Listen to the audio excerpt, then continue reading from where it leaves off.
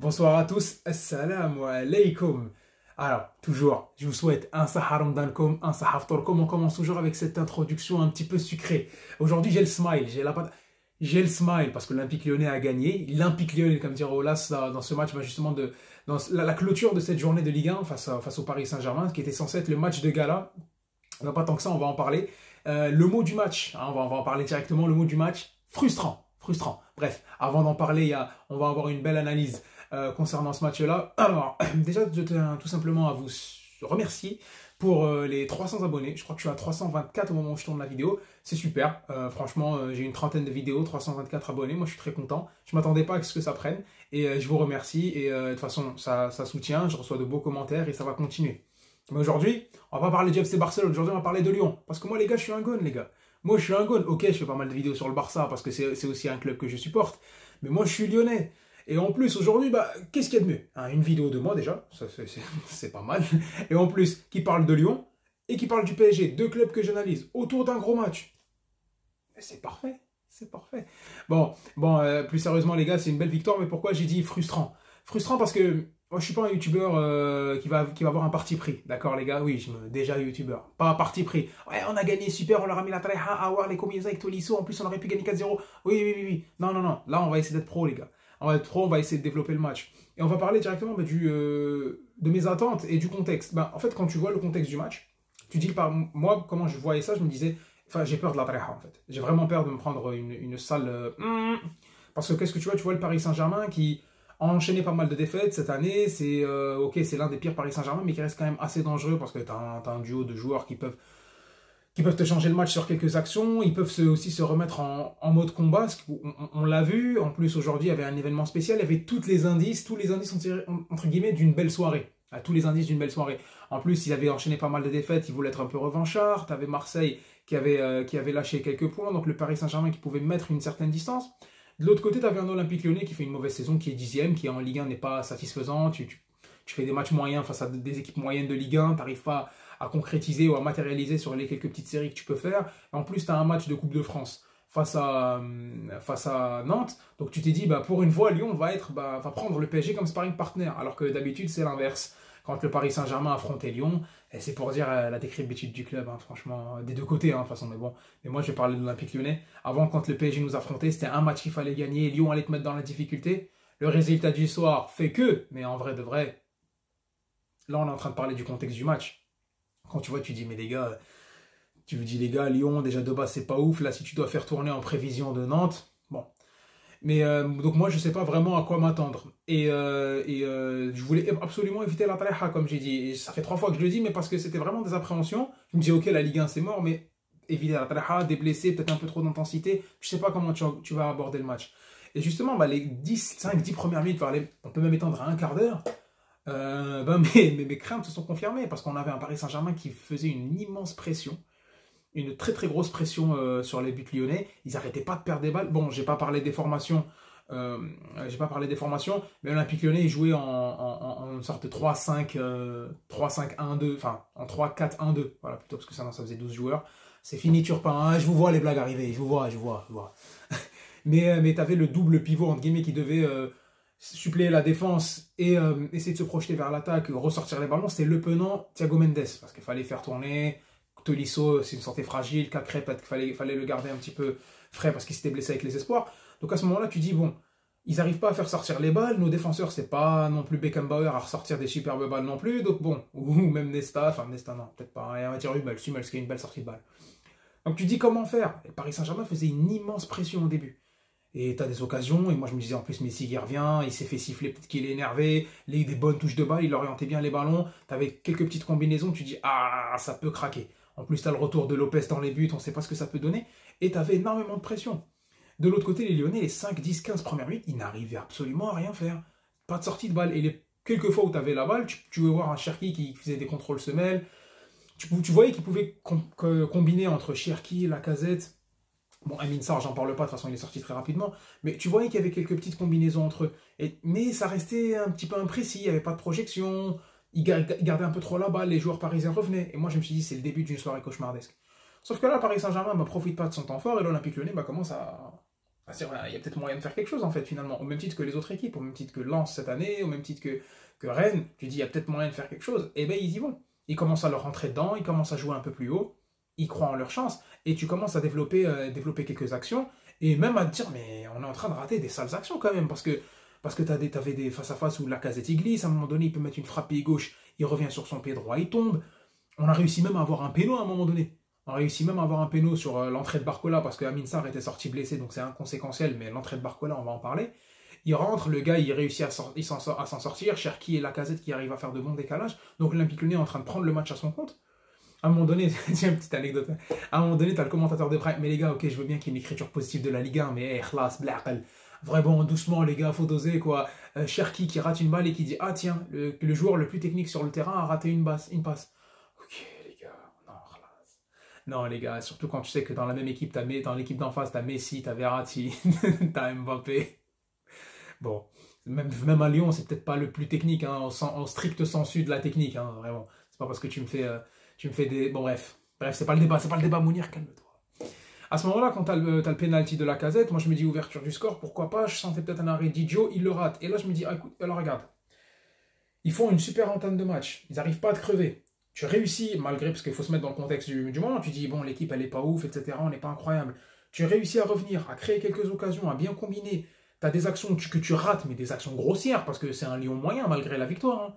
Hein. On va spoiler dès maintenant. C'est un bon Lyon, tu gagnes 3-4-0, minimum.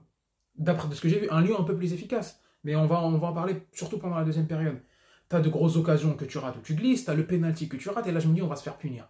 On va se faire punir parce que Diomandé face à Mbappé, je sais pas.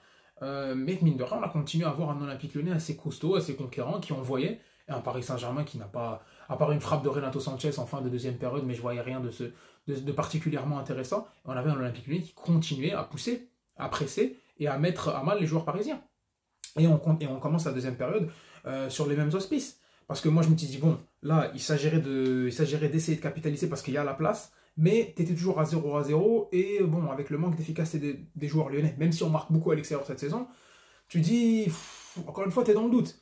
Sauf que là, bah, je vois un Olympique Lyonnais qui rentre, mais pied au plancher, toute proportion gardée, hein, voilà, bien sûr, hein, on parle pas du Liverpool City ou quoi. Là, on se calme, les gars, on dose.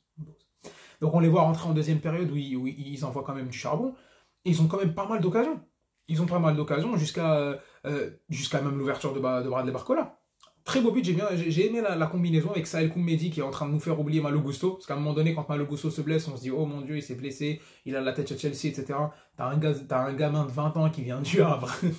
T'as un gamin de 20 ans qui vient du Havre et qui fait vraiment du bien. Et ça fait plaisir parce que quand t'as Koumedi qui va passer pour Bradley Barcola, t'avais Cherki sur le terrain, t'as Lacazette qui a encore du jus, tu dis franchement, il y a tellement mieux à faire finalement. Il y a tellement mieux à faire. Et encore une fois, le mot frustrant revient, mais je vais en parler en fin de vidéo. Et à ce moment-là, tu as l'ouverture du score de Bradley Barcola et tu dis, ah tiens, 1-0, enfin. Et qu'est-ce qu'ils vont faire là? C'est intéressant. Qu'est-ce que l'Olympique Lyonnais va faire? Est-ce qu'ils vont bétonner pour essayer de garder le score? Parce qu'une victoire de prestige, déjà 3 points, on crache pas dessus en Ligue 1, même si l'Europe via le championnat, c'est mort. Mais tu dis 3 points, c'est déjà bien. Victoire de prestige, c'est bon pour le mental. Tu es en train de préparer ta demi-finale face au FC Nantes, en plus qui, eux, sont pas en très bonne forme. Ou est-ce qu'il va faire des changements? Comment on va aborder le match? Effectivement, il fait des changements. Tu as à ce moment-là l'entrée de Cacré, l'entrée de Talisca, j'aurais aimé à l'époque, l'entrée de Tolisso, et là tu commences à avoir un véritable contrôle sur le match. Tu as Thiago Mendes qui passe à la place de Saël Koumedi parce qu'il avait jaune, donc on sait que ça va défendre, on ne s'attend pas à des attaques sur le côté. Et Bradley Barcola, lui, qui a beaucoup de volume, incroyable, pépite, hein, pépite. Là, c'est pas un crack mondial, mais c'est une pépite, et il s'agirait de bien le travailler, de bien polir ce petit diamant brut qu'on a à Lyon. Parce que ça passera que par là. Si on continue à faire les mêmes erreurs de recrutement, il faut savoir utiliser nos joueurs. Et à ce moment-là, bah, tu as l'entrée de Cacré et Tolisso qui stabilise un petit peu au milieu de terrain, qui commence à faire de meilleures sorties, à aller vers l'attaque, à avoir plus d'occasions. À ce moment-là, après, tu as quoi? Tu as l'entrée de Aouar et tu as l'entrée de Dembélé. On parle quand même de deux mecs qui sont out de l'équipe de Lyon. C'est-à-dire l'équipe d'Algérie ou l'équipe de France.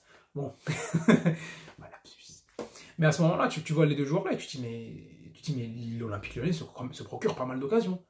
T'as Bradley Barcola qui faisait des percées. À un moment donné, je crois que c'est Dembélé qui avait, sur son entrée, il a failli marquer sur un décalage de Aouar. Et tu te dis, mais le Paris Saint-Germain, ben, c'est la torpeur, comme disait oui, on va utiliser un mot, le petit Robert. Voilà, vous chercherez la torpeur et vous me direz dans les commentaires. Allez, première interaction youtubeur, on est dans le futur. Donc à ce moment-là, tu dis, bah, déjà l'entrée, et le Paris Saint-Germain qui rend pas les coups, qui commence à être même caricatural. Moi, je vois Kylian Mbappé contrôler des ballons, tu sais, il commence à vraiment rentrer dans son truc, où il prend des ballons très loin, il essaie d'y aller seul, il peut pas. En plus, il y avait une grosse prise parce que tu as Diomandé qui faisait quasiment une individuelle sur lui. Comme dirait Elton Mokolo, Diomandé face à ce PSG-là, tu as l'impression que c'est Beckenbauer. Tu as Lovren qui est en capitaine de défense, Luque pas toujours très propre, tu as une défense solide face à un Paris Saint-Germain sans idée. Ok, tu passes à Lionel Messi dans l'axe qui réussit à faire ses belles orientations, à envoyer, mais encore une fois, il reste frustrant parce que tu sens qu'il n'est pas impliqué. Déjà, il rentre, il se fait siffler, ça creuse un peu plus l'écart avec le club. Mais moi, je trouve ça bizarre parce que je suis fan de Lionel Messi, absolument, mais j'essaie d'être objectif sur lui et je l'ai pas mal descendu dans les briefs PSG que vous pouvez d'ailleurs voir sur la chaîne. À ce moment-là, c'est vrai qu'il joue pas tout le temps en propre, mais il n'a pas été dégueulasse avec le ballon, je trouve, dans ce match-là. Et là, tu crées un peu plus le fossé, tu le siffles lui. Déjà avant le match et même pendant le match, alors que tu as d'autres joueurs dans le club qui eux aussi t'ont crevé. T'as Verratti qui t'a crevé, t'as Marquinhos qui t'a crevé, tu dis mais wesh les gars en fait. Tu vois ce que je veux dire? Ben, ils mériteraient d'être sifflés eux aussi. Hein, ou est-ce qu'on va ressortir les théories de Daniel Riolo, théories ou peut-être même informations, parce que généralement il est bien informé, comme quoi il y a des commandes entre guillemets, bref. Ça c'est de l'extra foot. Mais à ce moment-là, tu dis quoi? Même Messi, pour revenir sur le sportif, il n'a pas fait tout le temps les meilleurs choix. On voyait qu'il essayait de s'entêter à tenter des frappes. Il y avait Hakimi qui prenait des boulevards sur le côté, des fois c'était libre. Il n'y avait même pas un joueur lyonnais pour aller sur lui parce qu'on savait ce qui allait se passer. Messi ne cherchait que Mbappé ou d'autres joueurs qui pouvaient lui rendre l'appareil techniquement. Yacine Amenada proves. Mais à ce moment-là, tu vois une équipe du Paris Saint-Germain ultra dense et face à une équipe de l'Olympique Lyonnais qui les attendait, qui menait au score, qui était bien compacte et avec un bloc défensif qui te rentrait dedans, à ce moment-là, c'est très compliqué de créer deux occasions. Ils ont essayé, mais ça n'a pas marché. Et là, on commence à voir à un moment donné même des olés au stade faits par les supporters lyonnais qui étaient venus au parc. Et pourtant, le parc, avec les 15 ans de l'association Cassos, tu te dis, il devrait avoir beaucoup d'ambiance. Et c'est un stade, généralement, où les supporters continuent à chanter. Et là, on entendait des olés, mais c'était justifié. Pourquoi? Parce que tu avais Tolisso, tu avais Cacré, tu avais Aouar, tu avais Barcola. Ils ont fait des séquences de passes, mais tu disais, mais c'est humiliant. Moi, demain, je suis supporter du PSG. Je ne le serai pas normalement. Hein. Deux clubs, c'est suffisant. Mais demain, tu es supporter du PSG, ou moi, je comprends un supporter du PSG. Tu pètes un plomb. Tu pètes carrément un câble. Tu dis, mais c'est quoi cette équipe en fait? Déjà, je suis une équipe éclatée. En face, chez moi, ils sont en train de me tourner alors qu'on perd 1-0. Il n'y a pas ce sentiment de révolte. C'est pour ça que je dis que c'est frustrant. C'est frustrant à plusieurs niveaux, à plusieurs étages en fait. Tu avais des conservations de balles, des belles relances, des sorties. Bon, après, tu as le problème d'Embélé qui te crève parce que tu as des actions où je pense que si c'est Lacazette, où tu peux envoyer Barcola, je pense qu'il y a 3-0. Juste sur la deuxième période, tu peux en mettre 2 ou 3. Juste sur la deuxième période, parce qu'il y a plein d'attaques où Dembélé les rate complètement. De toute façon, lui, il est plus à Lyon. Et c'est triste parce que j'ai même tweeté, Dembélé, c'est gênant pour le foot. Alors que ce mec-là, l'année dernière, c'est ton capitaine, c'est le meilleur buteur du club et l'un des meilleurs buteurs de Ligue 1. Et il y avait des offres ou des idées où on l'envoyait peut-être à Manchester, suppléer l'attaquant principal, etc. Alors, regarde, cette année, là, il se contente de rester au club et est complètement nul. Et il te gâche des occasions. Mais bref, ça c'est autre chose. Et t'as l'Olympique Lyonnais qui, même pendant un moment mou dans le match, fait des super combinaisons. Et là, en tant que supporter lyonnais, tu te dis, mais putain, les gars, cette affaire-là, mais putain, les gars, pourquoi vous faites pas ça dès le début? Et là, je me suis posé la question, je me suis dit, est-ce que c'est le coaching de Laurent Blanc qui a enfin marché, ou est-ce que c'est le PSG qui est nul, ou est-ce que, je sais pas. Je pencherais plus pour la deuxième option, c'est le PSG qui est amorphe, peut-être pas nul, mais amorphe. Et qui, quand tu finis le match, parce que Lyon finit le match tranquillement, tu as juste l'entrée du petit Gerbi, et là c'est encore plus énervant parce que tu as l'entrée du petit Gerbi, c'est le jeune du PSG qui met un peu qui met un peu de mouvement, qui crée du danger, qui frappe, qui essaie de décaler, qui se bat. Mais sinon, voilà, hein, tu avais une équipe amorphe en face, tu avais l'impression qu'ils ont baissé les bras, et un Olympique Lyonnais qui se contentait de défendre, essayer de lancer, se créer quelques occasions. Encore une fois, je tiens à le redire, mais crevé par Dembélé. Et tu gagnes, et j'avais même pas cette excitation de dire peut-être 1-0, on risque de se faire taper, etc. Aussi parce que ça change rien pour moi, hein, je suis 10e de Ligue 1. Mais tu dis, mais tellement que tu sentais que le PSG n'allait pas y arriver. Et de l'autre côté, tu avais un Olympique Lyonnais qui n'était pas spécialement à même de concrétiser des actions. Et quand tu vois ça, le match finalement il se termine et tu dis, ouf, on a gagné. Mais tu sais, moi je pense pas aux 3 points que j'ai pris. Moi, je pense tout simplement à, ah tiens, c'est bien pour le moral, on a réussi à faire tourner, Barcola a marqué, Coupe Mehdi, tu te satisfais encore une fois des jeunes, tu dis, bon, une victoire de prestige, entre très grosses guillemets, tu vois. Et tu gagnes, et tu dis, bon, ça va préparer pour le match contre Nantes, ils n'ont pas fait un bon match, etc., ils sont dans une petite polémique. Il ne faut pas cibler que Nantes, hein, parce qu'à ce moment-là, même l'Olympique Lyonnais, concernant toutes ces histoires-là, ils peuvent être dans la sauce. Mais à ce moment-là, tu dis, bon, tu gagnes, on va préparer Nantes et on va voir. Et en face, tu te dis, mais c'est quoi ce PSG? Et là, je viens pourquoi, je dis pourquoi c'est frustrant. Frustrant à plusieurs égards. Parce que déjà, de un, frustrant, à l'époque, moi, quand je regardais la Ligue 1, le match du dimanche soir, c'était déjà immense. Parce que oui, moi, je suis un fan de Ligue 1. Tu dis, ah, on va regarder le match du dimanche soir, c'est la guerre, c'est la bataille, on va assister à un beau spectacle. Le match du dimanche soir avec le gros Paris Saint-Germain. Le match du dimanche soir avec l'Olympique Lyonnais. Un Paris Saint-Germain avec l'Olympique Lyonnais. Il n'a pas tenu ses promesses. Ok, je suis en tant que supporter de l'Olympique Lyonnais, moi, je suis content. Parce qu'on gagne, parce que j'ai vu des belles choses. Mais je sais qu'au fond, c'est parce que le PSG est amorphe et que l'Olympique Lyonnais, ben, eux, ils ont profité des occasions, mais que finalement, ça ne va pas être dans la continuité. Je suis frustré parce que je me dis que j'ai vu des belles choses, des capacités de faire de beaux trucs, des joueurs qui se sont bien déployés, qui ont bien joué. Je trouvais Cherki, même si à un moment donné, il a fait quelques fioritures, mais il a pu proposer. À la Casette, malgré son pénalty raté, il a été présent. Un Bradley Barcola qui peut montrer l'avenir. Un des milieux de terrain qui arrive à se battre. Je me dis, il y avait moyen de mieux faire que être 10e et regarder les autres clubs s'amuser. Tu vois, regarder Lens, Marseille, Nice, s'amuser en haut et toi, tu es là derrière, tu es 10e. Ok, tu as une Coupe de France, mais bon. Tu vois ce que je veux dire? Et frustrant du côté du Paris Saint-Germain parce qu'il y a tellement mieux à faire avec ce club. Il y a tellement mieux à faire avec ce club. Vous crevez, les gars, et vous arrivez même peut-être limite à ne pas prendre le titre cette année.